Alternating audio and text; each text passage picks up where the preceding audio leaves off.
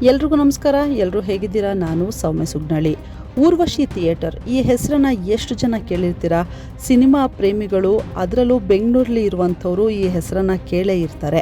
Silicon city ಬೆಂಗಳೂರಿನ ಚಿತ್ರ ಪ್ರೇಮಿಗಳ ಪಾಲಿಗೆ ಅದೊಂಥರ ಆರಾಧ್ಯ ದೈವದಂತಿದ್ದಂತಹ ಥಿಯೇಟರ್. 56 ವರ್ಷಗಳ ಸುದೀರ್ಘ ಇತಿಹಾಸ ಹೊಂದಿದ್ದ ಊರ್ವಶಿ ಥಿಯೇಟರ್ ಇವತ್ತು ಇಲ್ಲದಾಗ್ತಿದೆ, ಇತಿಹಾಸದ ಪುಟ ಸೇರ್ತಾ ಇದೆ. ಹಲವು ವರ್ಷಗಳ ಕಾಲ ಲಕ್ಷಾಂತರ ಕೋಟ್ಯಾಂತರ ಜನರ ಮುಖದಲ್ಲಿ ನಗು, ಕಣ್ಣೀರು, ಸಂಭ್ರಮ ಮೂಡಿಸಿದ್ದಂತಹ ಈ ಥಿಯೇಟರ್ ಇವತ್ತು ನೆಲಸಮ ಆಗ್ತಾ ಇದೆ. ಅಷ್ಟಕ್ಕೂ ಈ ಥಿಯೇಟರ್ ಧ್ವಂಸ ಆಗ್ತಿರೋದು ಯಾಕೆ? ಇದರ ಹಿಂದೆ ಇರುವ ಕಾನೂನು ಹೋರಾಟ ಏನು? ಡಾಕ್ಟರ್ ರಾಜ್ಕುಮಾರ್ ಅವರಿಂದ ಉದ್ಘಾಟನೆಯಾಗಿದ್ದಂತಹ ಈ ಥಿಯೇಟರ್ ಇವತ್ತಿನ ಟಾಕ್ಸಿಕ್ ಸಿನಿಮಾ ತನಕ ಊರ್ವಶಿಗಿದ್ದ ಕ್ರೇಜ್ ಎಂಥದ್ದು?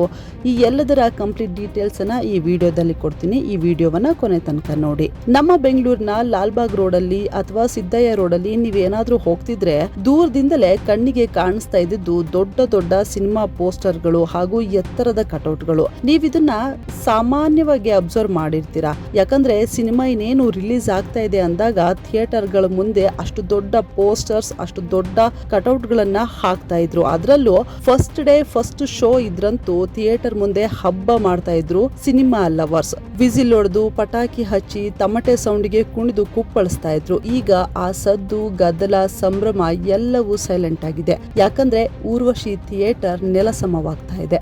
ಈಗ ಈ ಥಿಯೇಟರ್ ಅನ್ನ ಯಾಕೆ ಹೊಡೆದು ಹಾಕ್ತಿದ್ದಾರೆ ಅನ್ನೋ ವಿಷಯಕ್ಕೆ ಬರೋಣ. ಅದು 1970ರ ಸಮಯ. ಬೆಂಗಳೂರು ಹೀಗಿರ್ಲಿಲ್ಲ ಬಿಡಿ. ತಂಪಾದ ಗಾಳಿ, ಹಸಿರು ಮರಗಳಿಂದ ಕೂಡಿದ್ದ ವಿಶಾಲ ಸಿಟಿ ಆಗಿತ್ತು. ಆಗ ಶ್ರೀನಿವಾಸ್ ಎಂಟರ್ಪ್ರೈಸಸ್ ಸಂಸ್ಥೆಯು ಬಾಶೆಟ್ಟಿ ಟ್ರಸ್ಟ್ ಅವರ ಜಮೀನನ್ನ ಲೀಸ್ಗೆ ಪಡೆದು ಈ ಚಿತ್ರಮಂದಿರವನ್ನ ಕಟ್ಟಿದ್ರು. ಈ ಥಿಯೇಟರ್ ಅನ್ನ ಕನ್ನಡದ ಮೇರುನಟ, ನಮ್ಮ ನಟ ಸಾರ್ವಭೌಮ ಡಾಕ್ಟರ್ ರಾಜ್ಕುಮಾರ್ ಉದ್ಘಾಟನೆಗೊಳಿಸಿದ್ರು. ಈ ಥಿಯೇಟರ್ ನಲ್ಲಿ 1100ರಿಂದ 1500 ಸೀಟ್ ಕೆಪಾಸಿಟಿ ಇದೆ. ಅವತ್ತಿನ ಕಾಲಕ್ಕೆ ಊರ್ವಶಿ ಥಿಯೇಟರ್ ತುಂಬಾ ದೊಡ್ಡ ಥಿಯೇಟರ್.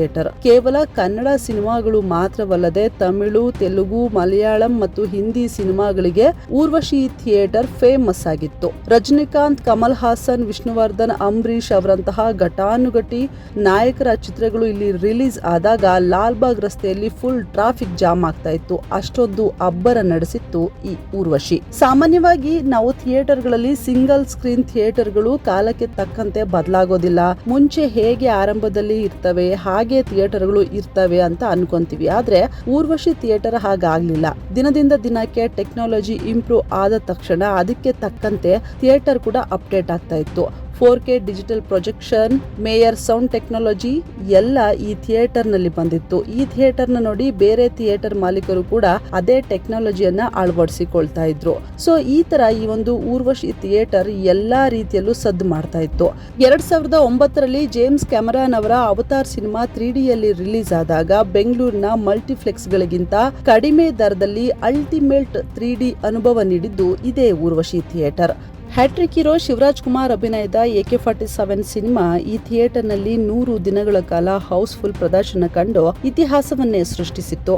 KGF, ಕಾಂತಾರ, ಗರುಡ ಗಮನ, ವೃಷಭ ವಾಹನ, ಭೀಮಾ, ಬಾಹುಬಲಿ 2, ರಜನಿಕಾಂತ್ರ ಕಬಾಲಿ, ಜೈಲರ್ ನಂತಹ 100 ಬ್ಲಾಕ್ ಬಸ್ಟರ್ ಸಿನಿಮಾಗಳು ಇಲ್ಲಿ ಹಬ್ಬ ಮಾಡಿದ್ವು. ಇಷ್ಟೆಲ್ಲ ಭವ್ಯ ಇತಿಹಾಸವಿದ್ದ ಈ ಊರ್ವಶಿ ಥಿಯೇಟರ್ ನ ಈಗ ಯಾಕೆ ಕೆಡುತ್ತಾ ಇದ್ದಾರೆ ಅನ್ನೋದಕ್ಕೆ ಮುಖ್ಯ ಕಾರಣ ಸ್ಥಿರಾಸ್ತಿ ಗುತ್ತಿಗೆ ಅಥವಾ ಲೀಸ್ ಡಿಸ್ಪ್ಯೂಟ್ ಮತ್ತು ಸುಪ್ರೀಂ ಕೋರ್ಟ್ ನ ಆದೇಶ.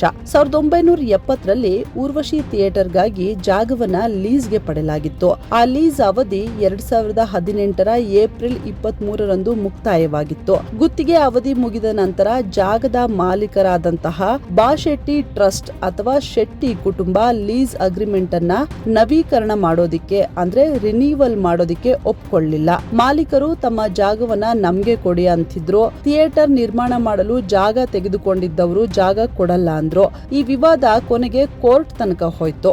ಕರ್ನಾಟಕ ಹೈಕೋರ್ಟ್ ನಲ್ಲಿ ಮಾಲೀಕರ ಪರವಾಗಿ ತೀರ್ಪು ಬಂತು. ಕೊನೆಗೆ ಸುಪ್ರೀಂ ಕೋರ್ಟ್ಗೂ ಹೋಗಲಾಯಿತು. ಸುಪ್ರೀಂ ಕೋರ್ಟ್ ಕೂಡ ಜಾಗದ ಮಾಲೀಕರ ಪರವಾಗಿಯೇ ತೀರ್ಪನ್ನ ಕೊಡ್ತು. ಚಿತ್ರಮಂದಿರದ ಆಡಳಿತ ಮಂಡಳಿಗೆ ಜಾಗ ಖಾಲಿ ಮಾಡಲು ನಿರ್ದೇಶನ ನೀಡಲಾಯಿತು. ಹೀಗಾಗಿ ಲೀಸ್ ಒಪ್ಪಂದ ಮುಗಿದ ಹಿನ್ನೆಲೆ ಹಾಗೂ ಸುಪ್ರೀಂ ತೀರ್ಪಿನಂತೆ ಊರ್ವಶಿ ಥಿಯೇಟರ್ ಅನ್ನ ಹೊಡೆದು ಹಾಕಿ ಜಾಗವನ್ನ ಮಾಲೀಕರಿಗೆ ಒಪ್ಪಿಸಬೇಕಿದೆ. ಇದು ಊರ್ವಶಿ ಥಿಯೇಟರ್ ನ ದುರಂತ ಅಂತ್ಯ. ಈ ಊರ್ವಶಿ ಥಿಯೇಟರ್ ಅನ್ನ ಮುಚ್ಚ ಆಗ್ತಾ ಇರೋದು ಕೇವಲ ಒಂದು ಕಟ್ಟಡದ ನಷ್ಟ ಅಲ್ಲ, ಇದು ಸಿನಿಮಾ ಸಂಸ್ಕೃತಿಯ ನಷ್ಟ. ಬೆಂಗಳೂರಿನ ಸಿಟಿ ಮಾರ್ಕೆಟ್ನ ರೆಕ್ಸ್, ಆನಂದ್, ಕಪಾಲಿ, ಮೆಜೆಸ್ಟಿಕ್, ನಟರಾಜ ಥಿಯೇಟರ್ಗಳ ಸಾಲಿಗೆ ಈಗ ಊರ್ವಶಿ ಕೂಡ ಸೇರ್ಕೊಂಡಿದೆ. ಮಲ್ಟಿಪ್ಲೆಕ್ಸ್ಗಳು ಮತ್ತು OTT ವೇದಿಕೆಗಳ ಅಲೆಯ ನಡುವೆ ಸಾವಿರಾರು ಜನ ಒಟ್ಟಿಗೆ ಕುಳಿತು ವಿಸಿಲ್ ಹೊಡೆದು ಸಿನಿಮಾ ನೋಡ್ತಿದ್ದಂತಹ ಆ ಮಾಸ್ ಎಮೋಷನ್ ಈಗ ಕಾಣಿಸ್ತಾ ಇಲ್ಲ. ಊರ್ವಶಿ ಥಿಯೇಟರ್ನ ಕಟ್ಟಡ ನೆಲಸಮವಾಗ್ತಾ ಇದೆ. ಆದ್ರೆ ಕಳೆದ 56 ವರ್ಷಗಳಲ್ಲಿ ಅದು ಕನ್ನಡಿಗರ ಹೃದಯದಲ್ಲಿ ಬರೆದ ಸಿನಿಮಾ ಕಾವ್ಯ ಎಂದಿಗೂ ಅಳಿಸಿ ಹೋಗಲ್ಲ ಅನ್ಸುತ್ತೆ. ಊರ್ವಶಿ ಬರೀ ಥಿಯೇಟರ್ ಅಲ್ಲ, ಅದು ಅದೆಷ್ಟೋ ಸಿನಿಮಾ ಆರಾಧಕರ ಎಮೋಷನ್ಸ್. ಸೊ ಈ ಊರ್ವಶಿ ಥಿಯೇಟರ್ ಬಗ್ಗೆ ನಿಮ್ಗೇನ್ ಅನ್ಸುತ್ತೆ? ಕಮೆಂಟ್ ಮಾಡಿ. ಸ್ಟೋರಿ ಇಷ್ಟವಾಗಿದ್ರೆ ಚಾನಲ್ ಅನ್ನ ಸಬ್ಸ್ಕ್ರೈಬ್ ಮಾಡಿ. Thank you video ನೋಡಿದ್ದಕ್ಕಾಗಿ.